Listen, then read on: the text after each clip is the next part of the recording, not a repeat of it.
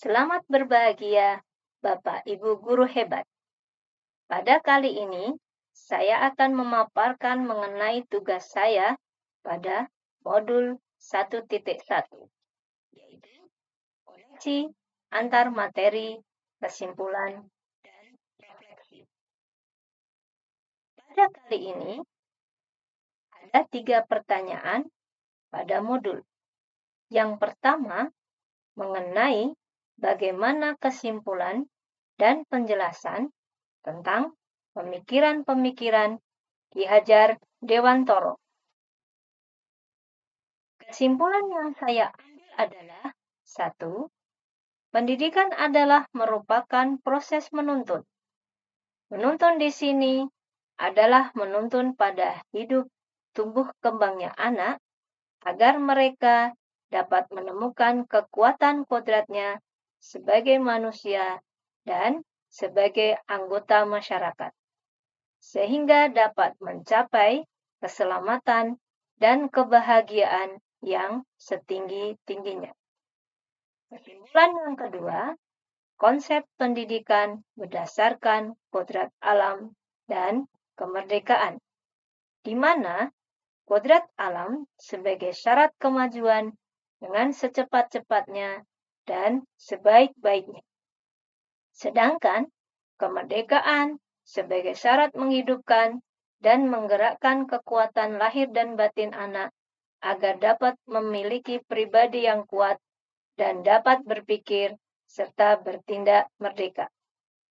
Kesimpulan yang ketiga, pendidikan yang berpihak pada anak, di mana seorang guru berhamba kepada anak, yang berarti guru melakukan pendekatan dengan segala keikhlasannya memberikan cinta kasih tanpa pamrih kepada anak. Pertanyaan yang kedua adalah, apa sajakah refleksi yang dapat diambil dari pengetahuan setelah mendapatkan pembelajaran pada modul 1.1, serta pengalaman baru apakah yang didapatkan? Refleksi yang dapat saya ambil adalah 1. Pendidikan yang berpusat pada siswa.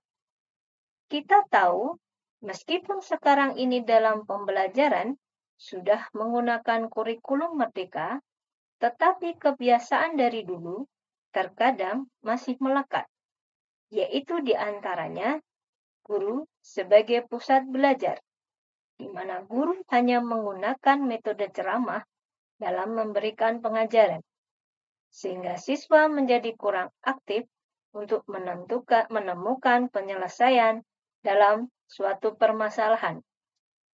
Setelah mempelajari modul ini, kita jadi tahu bahwa penting memberikan kebebasan kepada siswa dalam berkarya, sehingga guru dalam hal ini hanya memposisikan sebagai fasilitator saja.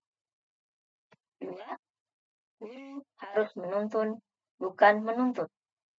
Kata menuntun itu dapat membuat siswa menjadi lebih terarah dalam menemukan kekuatan kodratnya dengan tanpa paksaan.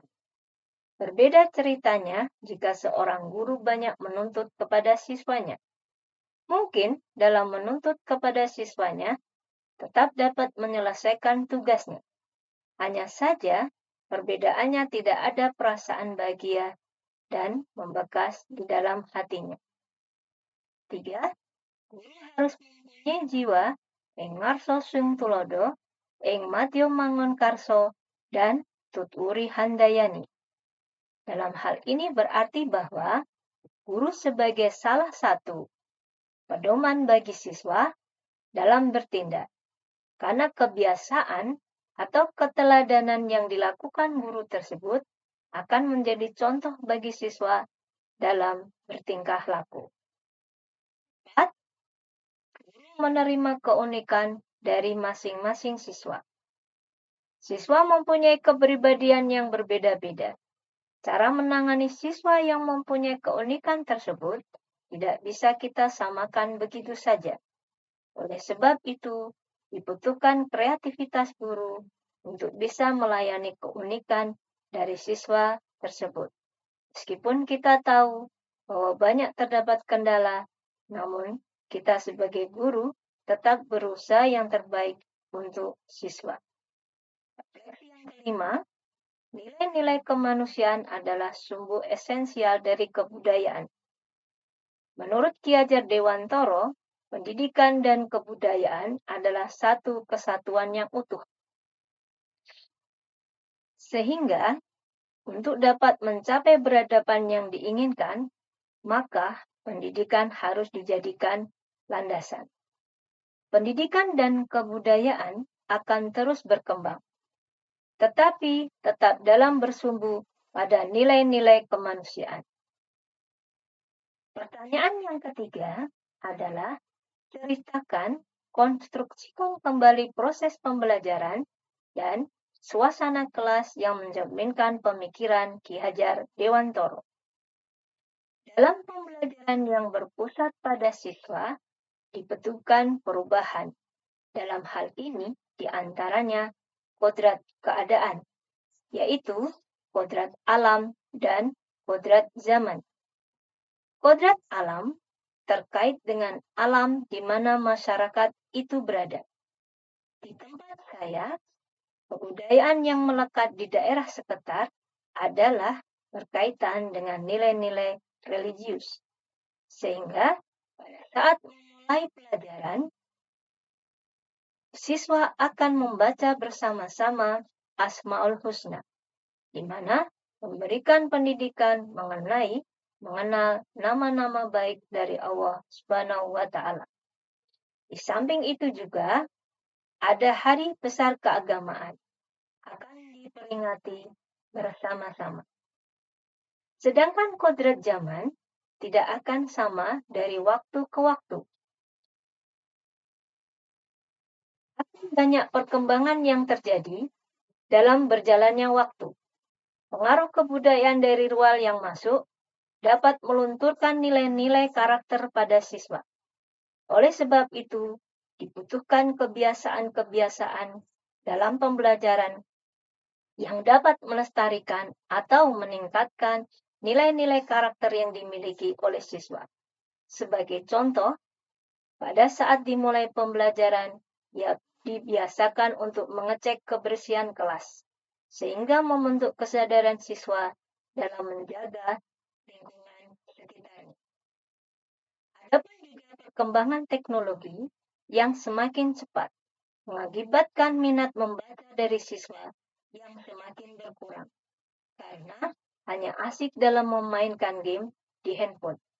Maka dari itu, di sekolah saya diadakan juga kebiasaan kelas 1000, yang berarti gerakan literasi setiap hari Rabu. Paling tidak dengan melakukan kegiatan literasi seminggu sekali, dapat meningkatkan minat siswa dalam membaca. Nah, kedepannya, dalam menemukan suatu penyelesaian permasalahan, diharapkan siswa dapat berliterasi dengan mandiri.